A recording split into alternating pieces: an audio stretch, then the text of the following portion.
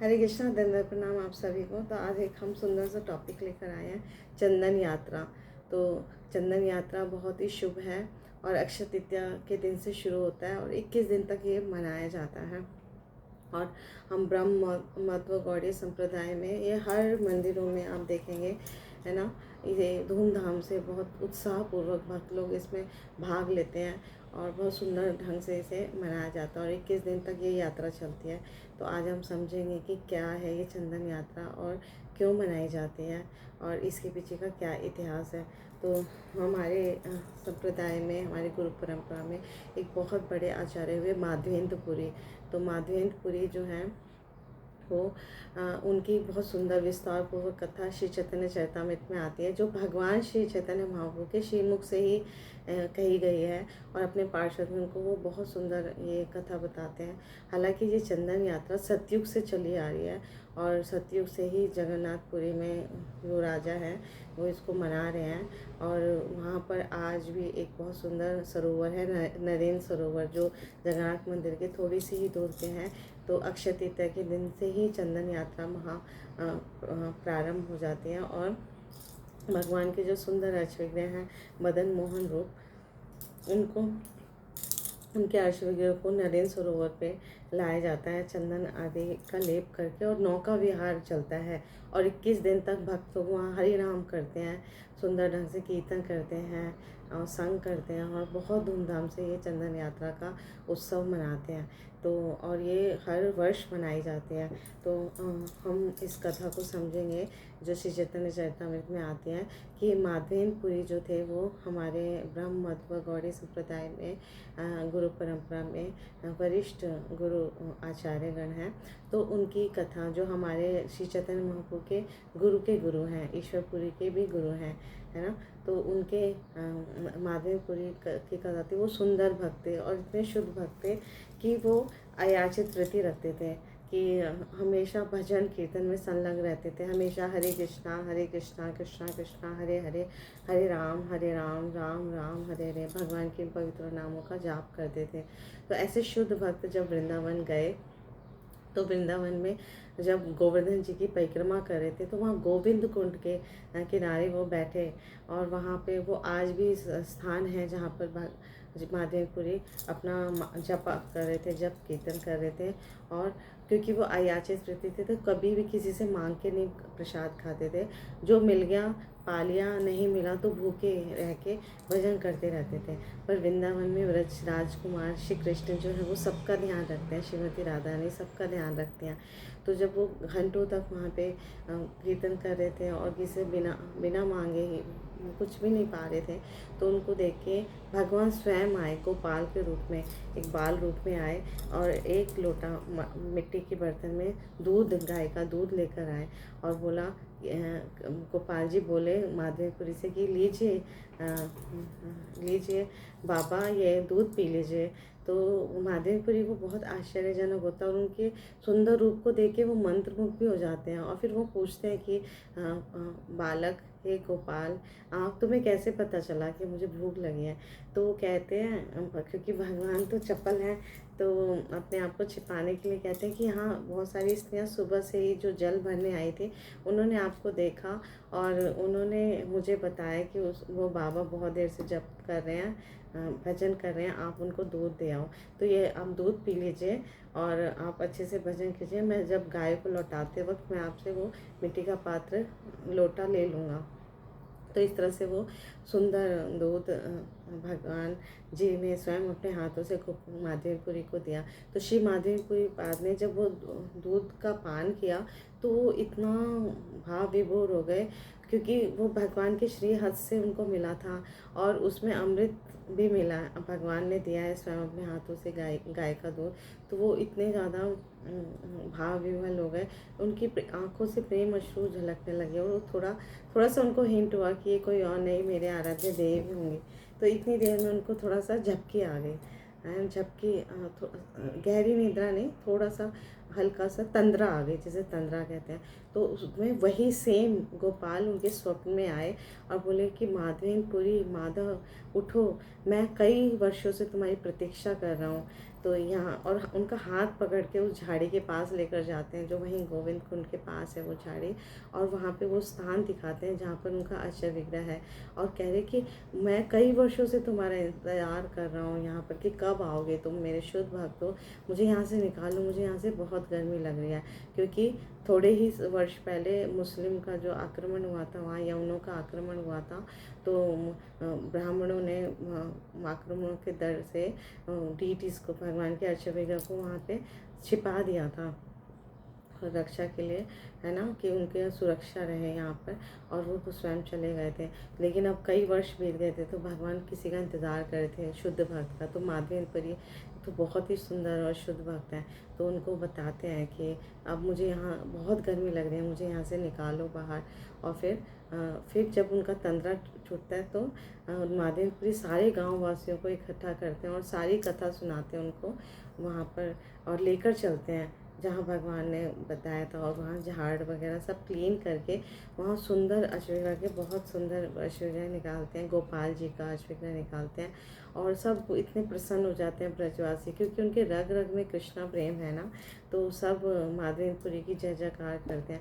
अब ये जो भगवान का अश्वविग्रह है गोपाल जी का, इनको स्थापित किया जाता है गोवर्धन के बिल्कुल ऊपर टॉप लेवल पे, टॉप शिखर पे, सर्वोच्च शिखर पे स्थापित किया जाता है, और वही उसी जगह पे जहाँ अनियोर गांव है, जहाँ भगवान ने गोवर्धन रूप में अपने दर्शन दिए थे ब्रजवासियों को, और नंद बाबा ने वहाँ पे अन्नकूट महोत्सव मनाया था।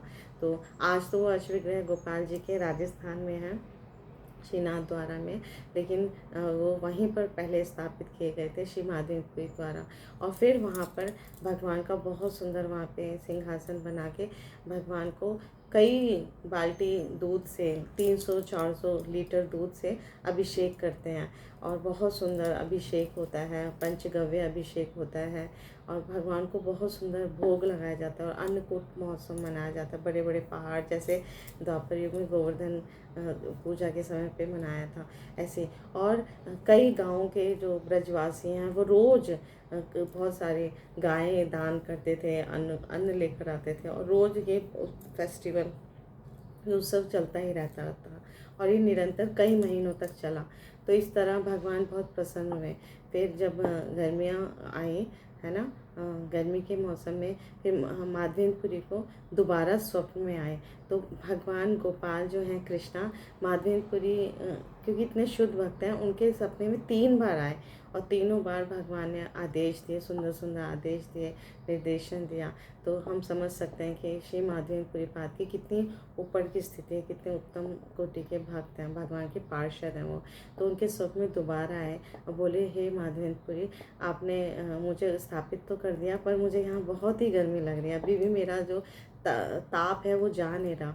तो मेरी इच्छा है कि आप मलय पर्वत जाएं जगन्नाथपुरी, वहाँ से मलय पर्वत से चंदन लेकर आएं और उसको मेरा पूरे अंगों में लगाएं, तो उससे मेरा ताप कुछ कम होगा। और ये काम आप स्वयं करें, किसी और से ना करें। तो भगवान अपने भक्तों से सेवा मतलब भक्तों की सेवा से बहुत प्रसन्न होते हैं। तो माधवेंद्रपुरी स्वयं पैदल चल के गए जगन्नाथपुरी। तो रास्ते में बहुत सुंदर मंदिर है रेमुणा में, गोपीनाथ, खीरचोर गोपीनाथ, तो वो भी कथा जो है वो माधवेंद्रपुरी से कनेक्टेड है। तो चंदन लेने के लिए जा रहे थे, और रास्ता बहुत लंबा था, और रास्ते में क्योंकि गोपीनाथ, खीरचोर गोपीनाथ का मंदिर पड़ता है, तो वो वहाँ रुके। तो जब वो रुके थे तब तक उस मंदिर का नाम, रेमुणा में जो मंदिर है वो सिर्फ गोपीनाथ मंदिर कहलाया जाता था, गोपीनाथ मंदिर। और वो बहुत सुंदर अश्वविग्रह हैं गोपीनाथ के वहाँ, और आज भी उनका सुंदर ढंग से सेवा पूजा होती है। तो उनका खीरचोर कैसे नाम पड़ा, इसके पीछे ये कथा हम कहेंगे यहाँ पर। तो पहले गोपीनाथ के जो विग्रह हैं वो कैसे प्रकट हुए, वो उसको हम जानेंगे। गोपीनाथ जो है वो अर्चा विग्रह जो है वो त्रेता युग से चले आ रहे हैं, और वो इतने सुंदर विग्रह हैं। वो 3D फॉर्म में नहीं है, वो एक पत्थर की शिला पे भगवान राम जी ने वो अर्चा विग्रह उकेरा था अपने धनुष तीर से, अपने तीर से स्वयं वो बनाए थे। तो ये कथा ऐसे आती है कि जब भगवान सीताराम वनवास के दौरान चित्रकूट में बैठे हुए थे, चित्रकूट में के वनों में थे, तो एक दिन एक शिला पे वो बैठ के सीताराम शिव भगवान राम सीता देवी के साथ बातें कर रहे थे। तो अचानक बातें करते करते वहाँ एक ग्वाला आया और वो बहुत सारी गैयाओं को लेकर चरा रहा था वहाँ पे, और हाँक रहा था ऐसे ऐसे जैसे ग्वाल बाल करते हैं। तो उनको देख के अचानक भगवान रामचंद्र मुस्कुराने लगे। तो श्रीमती सीता रानी उनसे पूछती हैं कि हे भगवान, मुस्कुराने का कोई कारण मुझे समझ नहीं आया, आप मुझे बताइए आप क्यों मुस्कुरा रहे हैं। तो भगवान बहुत सुंदर वर्णन करते हैं कि अगले युग में मुझे भी यही बनना है, ग्वाले के रूप में मैं आऊँगा और लीला करूँगा, और मुझे भी गैया के पीछे पीछे इसी तरह भागना है। तो ये देख के मैं प्रसन्न हुआ। तो सीता मैया को बहुत अंदर से आश्चर्य हुआ और वो पूछने लगे क्यूरियोसिटी में कि आप मुझे भी बताइए विस्तार पूर्वक कि आपका वो रूप कैसा होगा, आप क्या करेंगे। तो वहीं पर भगवान श्री राम ने एक पत्थर की शिला पर धनुष तीर से भगवान श्री कृष्ण का बहुत सुंदर विग्रह का चित्र उकेरा, जैसे आप पत्थर पे करते हैं ना, उकेरते हैं, और उनकी अष्ट सखियाँ और गैया, पूरा चित्र, पूरा एक दृश्य का वहाँ अंकित कर दिया। पर उनकी आंखें नहीं बनाई उन्होंने। तो सीता मैया कहते हैं कि इनकी आंखें भी बनाई हैं। तो भगवान कहते हैं आंखें बनाते ही जीवित हो उठेंगे। तो सीता मैया कहते हैं आप मजाक कर।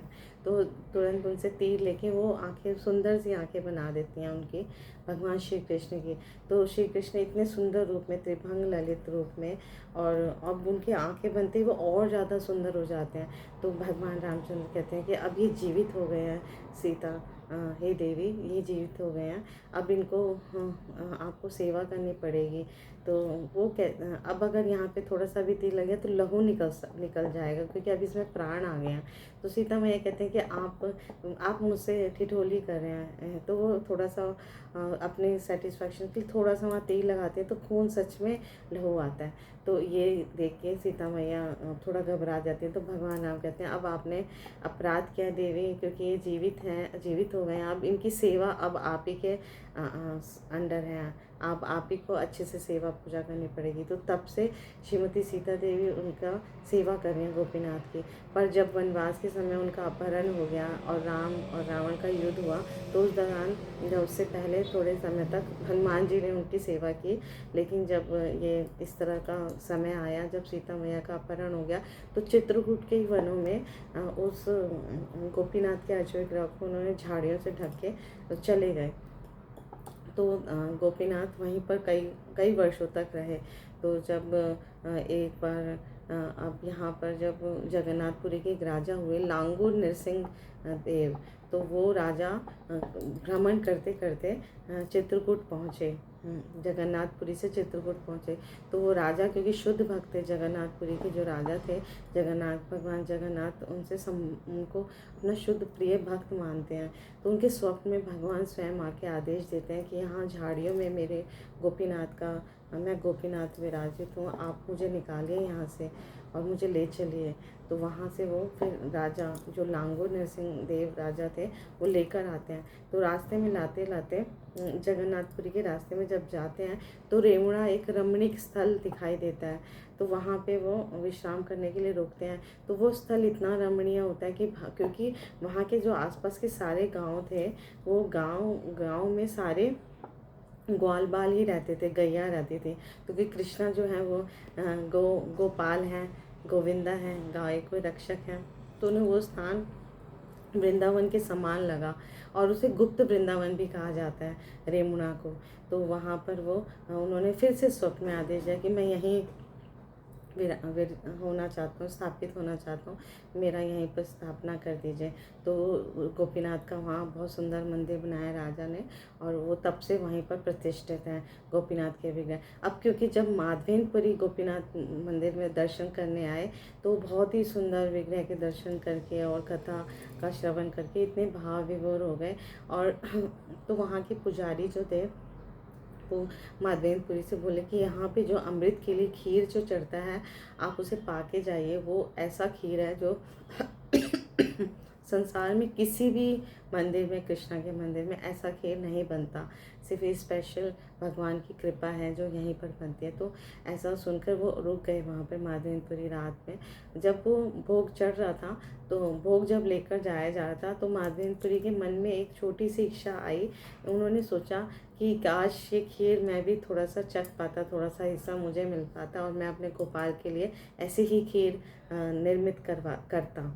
तो ये इच्छा भगवान को संतुष्ट करने के लिए है। लेकिन फिर भी थोड़ी देर बाद ही श्री माधवेंद्रपुरी बहुत घबरा गए कि मेरे से अपराध हो गया, मैंने भगवान के प्रसाद में इस तरह की इच्छा की जो मुझे नहीं करनी चाहिए। तो गोपीनाथ जी इतने ज़्यादा परेशान हो गए, और क्योंकि उन्होंने सोचा कि अपराध हो गया, तो तुरंत वो स्थान छोड़कर बाजार में चले गए और वहाँ पे हरे कृष्णा का महामंत्र का जप करने लगे। अब इधर क्योंकि भगवान जो है अपने भक्त की इच्छा जानते हैं और भक्त के प्रेमी होते हैं, और भगवान अपने हर भक्त प्रसन्न देखना चाहते हैं, प्रसन्न करना चाहते हैं। तो भगवान ने एक लीला रची, वहाँ 12 पात्र रखे जाते हैं। तो एक पात्र माधवेंद्रपुरी के लिए उन्होंने अपने धोती के नीचे छिपा ली। और जब क्योंकि पुजारी जी का रोज़ काम होता था तो उन्हें नोटिस नहीं किया, और बाद में हेड पुजारी के सपने में आके उन्होंने आदेश दिया कि आप जाओ, मैंने खीर छिपाई है अपने प्रिय भक्त के लिए, माधवेंद्रपुरी के लिए, ये खीर का पात उसे देना। तो रात को 1 बजे के आसपास वो स्नान आदि करके मंदिर के ऑल्टर में प्रवेश करके वो खीर का पात्र देख के इतने भाव विवल हो गए, रोने लगे कि भगवान कितने भक्त प्रेमी हैं, है ना, कितना प्रेम करते हैं अपने भक्तों से। और विवल होकर तुरंत उसी समय बाजार में जाके चिल्लाने लगे, कौन है माधवेंद्रपुरी जिसके लिए गोपीनाथ ने ये खीर चुराई, आज से उनका नाम खीर चोर गोपीनाथ होगा। तो खीर चोर गोपीनाथ की जय। तो तब से वो मंदिर का नाम खीर चोर गोपीनाथ के नाम से प्रसिद्ध हुआ। वो खीर माधवेंद्रपुरी को दी और सारा वृत्तांत सुनाया। तो माधवेंद्रपुरी और भाव विवल हो गए, गदगद हो गए प्रेम में। और क्योंकि उन्हें एक और भय था कि अब ये बात जब समाज में सबको पता चलेगी तो लोग मेरा मान करने आएंगे, तो पूजा मान प्रतिष्ठा से एक शुद्ध भक्त बचता है। तो इसी भय से कि लोग मेरा प्रतिष्ठा ना करने लगे, तो वो तुरंत वो स्थान भी छोड़ के चले जाते हैं और फिर जगन्नाथपुरी जाके जैसा भगवान का आदेश था राजा के पास जाते हैं और उनसे सारा निवेदन करते हैं। तो कई टन राजा, जो जगन्नाथपुरी के राजा, कई टन मलय पर्वत से उनको चंदन आदि देते हैं और बहुत सारे सेवकों के साथ उनको भेजते हैं चंदन के साथ। और ये पैदल पैदल जब आ रहे होते हैं माधवेंद्रपुरी, अब लौटते समय भी माधवेंद्रपुरी को इच्छा हुई कि दोबारा मैं खीरचोर गोपीनाथ जी के दर्शन करूं, क्योंकि यहाँ दोबारा आना होगा नहीं होगा। तो वहाँ पर उन्होंने अपने सेवकों के साथ, क्योंकि चंदन काफ़ी सारा था उनके साथ, तो वहीं पर उन्होंने विश्राम किया और चंदन लेकर रात्रि वहीं बिताई। तो अब दोबारा तीसरी बार अब सपने में आए माधवेंद्रपुरी के। तो माधवेंद्रपुरी के सपने में आए गोपीनाथ और कह रहे, गोपाल आए और कह रहे कि हे माधवेंद्रपुरी पात, मेरे और इस गोपीनाथ के अर्शविग्रह में कोई अंतर नहीं है। आप ये सारा चंदन घिस घिस के मेरे इस गोपीनाथ के अर्शविग्रह में आप लगा दो तो मुझे मिल जाएगा वो। तो आपको यहाँ तक लाने की, वृंदावन तक लाने की कोई आवश्यकता नहीं है, आप यहीं पर रेमुणा में ही मुझे ये चंदन सेवा कर दो। तो इस तरह से भगवान का आदेश पाके नेक्स्ट डे, जिस दिन अक्षय तृतीया है ना, अक्षय तृतीया वाले दिन ही सारे सेवकों के साथ माधवेंद्रपुरी ने वो चंदन घिसा और भगवान के पूरे बदन में चंदन का लेप किया, और ये 21 दिन तक चलता रहता है।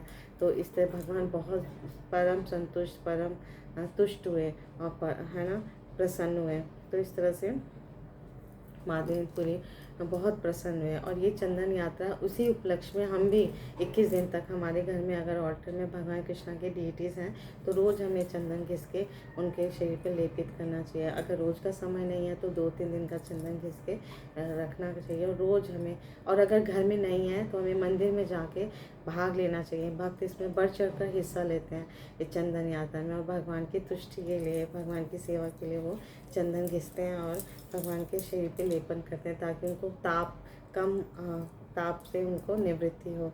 तो इस तरह से भगवान गोपीनाथ को ये चंदन लगाया गया और इससे भगवान बहुत प्रसन्न हुए। और आज भी रेमुना में जो माधवेंद्रपुरी जब अपने अंतिम दिनों में थे, जीवन काल के अंतिम दिनों, तो बहुत सुंदर एक श्लोक उनको प्रिय था उसी का गान करते रहते थे रात दिन, दिन रात उनकी जिह्वा यही श्लोक गाती थी। अयि दीन दयाद्र नाथ मथुरा नाथ कदावलोक्य से हिदं त्वदालोक कातरम दयित भ्राम्यति किंकराम्य हम। अयि दीन दयाद्र नाथ हे मथुरा नाथ कदावलोक्य से हिदं त्वदालोक कातरम दयित भ्राम्यति किंकराम्य हम, जिसका अनुवाद है, बहुत सुंदर ये श्लोक है। हे दीनों के प्रति दया से द्रवीभूत होने वाले प्रभु, हे स्वामी, हे मथुरापति, मुझे आपका दर्शन लाभ कब होगा? आपके दर्शन न कर पाने से मेरा हृदय शोभा कुल हो गया है। हे प्रिय, मैं अत्यंत विह्वल हूँ, अब मैं क्या करूँ? श्री चैतन्य चरितामृत मध्य लीला 4.197 में ये वर्णित है ये श्लोक का। और ऐसा कहा जाता है कि श्लोक का जो रियल मीनिंग है उसे 3 ही लोग समझ सकते हैं, भगवान श्री कृष्ण, एक श्रीमती राधा रानी और श्री चैतन्य महाप्रभु। तो माधवेंद्रपुरी को ये श्लोक बहुत प्रिय था और उन्होंने अंतिम क्षणों में इसी श्लोक का गान करते हुए, सुनते हुए अपने जीवन को त्यागा और भगवत धाम गए। और आज भी उनकी समाधि जो है वो शीरचूर गोपीनाथ के प्रांगण में है। तो हमें उनसे प्रार्थना करनी चाहिए कि हमें भी वो शुद्ध भक्ति दें और भगवान गोपीनाथ के श्री चरण कमलों का श्री चरण कमल की सेवा प्रदान करें और हमारा भी जीवन धन्य बनाए। Thank you so much. Shirchor Gopinath की जय, चंदन यात्रा की जय। और क्योंकि अक्षय तृतीया वाले दिन 2 और उत्सव होते हैं जो बहुत धूमधाम से मनाए जाते हैं। एक तो कि भगवान परशुराम जी का अवतरण होता है, उसी दिन अक्षय तृतीया वाले दिन भगवान परशुराम जी का अवतरण हुआ और वो जामदग्नि ऋषि और रेणुआ के पुत्र थे और भगवान के शक्तावेश अवतार थे। और भगवान परशुराम इतने शक्तिशाली थे कि उन्होंने पूरी पृथ्वी को 21 बार शत्रु से विहीन कर दिया था, जब ये पृथ्वी पे अधार्मिक राजा इतने बढ़ गए थे। और बहुत लंबी कथा आती है भागवतम में, तो हमें उसको पढ़ना चाहिए। और गंगा देवी का अवतरण भी वैकुंठ से धरा पे, आध्यात्मिक जगत से भौतिक जगत पे अक्षय तृतीया वाले दिन ही हुआ था। तो ये बहुत ही ऑस्पिशियस है। श्रीमती गंगा देवी जो है वो पहले आध्यात्मिक जगत में थी, क्योंकि भागीरथी जो थे उनके पूर्वज है ना, उनके पूर्वज को शाप के कारण वो मुक्त नहीं हो पा रहे थे। तो उनके जो पुत्र थे दिलीप, उन्होंने बहुत कठोर तपस्या की कि गंगा जी, क्योंकि भगवान का ये आदेश था कि गंगा के जल से ही उनका मुक्ति लाभ कर सकते हैं, उनको मुक्ति मिल सकती है। तो दिलीप जो थे, राजा दिलीप, उन्होंने बहुत कठोर तपस्या की, पर वो सफल नहीं हो पाए। तो उनके पुत्र और पौत्र, उन्होंने भी आगे तपस्या की। तो भागीरथी जो थे वो इस कार्य में सफल हो पाए और उन्होंने गंगा जी को आध्यात्मिक जगत से भौतिक जगत लेकर आए। तो ये कथा भी नवम स्कंद के भागवत में विस्तार पूर्वक मिलती है। तो अक्षय तृतीया वाले दिन बहुत ही शुभ होता है और चंदन यात्रा 21 दिनों तक हम मनाते हैं। तो हमें 21 दिन तक ये चंदन यात्रा मनानी है, मंदिरों में भी भाग लेना है और भगवान की सेवा में स्वयं को लगाना है। Thank you so much. Guru Maharaj की जय, श्री प्रभुपाद की जय, आप सब भक्तजन की जय। हरे कृष्णा।